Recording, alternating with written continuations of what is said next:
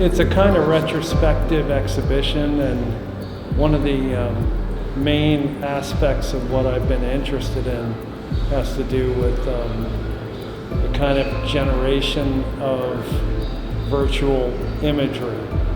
And if you think about the origins of that and how that translates to today, you can come up with a couple of icons, and the camera obscura is one of my favorite.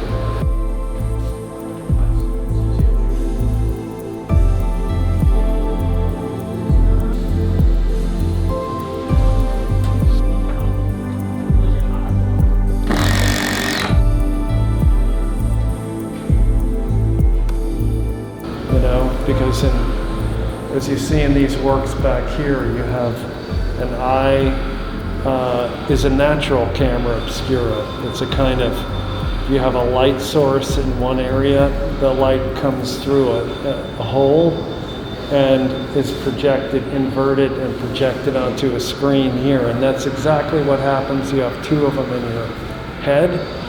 And so that's an important kind of philosophical idea, sort of implied by Plato's cave and this kind of philosophical references to how we can reality into thought.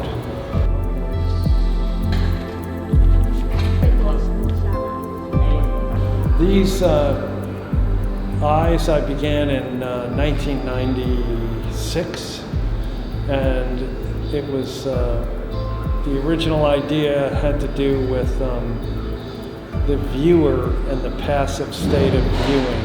And when you look at the eye, a lot of people say the eye is the window to the soul, whether that's camera obscura, film, television, computers, virtual media, the smartphone.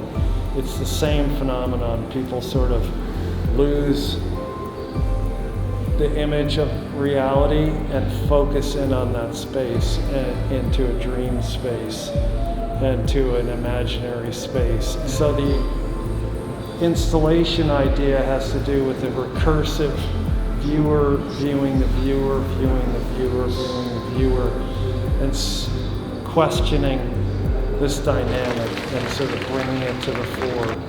What is it that we're doing with that? So the exhibition was postponed, and we, focused our energy on the catalog, on producing a new work here, facial recognition work, which was done in collaboration with some Taiwanese kids and their parents.